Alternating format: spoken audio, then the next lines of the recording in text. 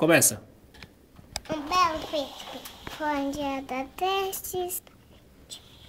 O príncipe procurou muito, mas não encontrou uma princesa que gostasse.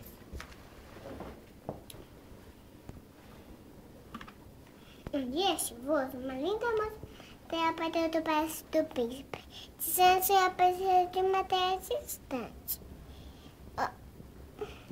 O rei não acreditou, mas o príncipe pediu que ele desse uma cama para dormir.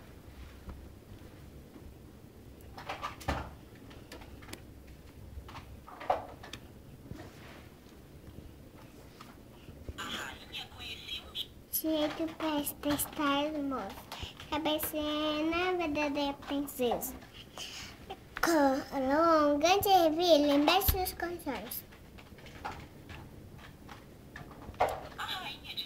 Moça, aquela cama ajuda ele a dormir bem, certamente.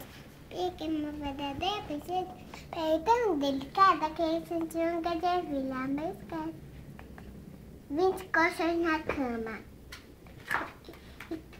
E colou um grande ervilha embaixo dos colchões.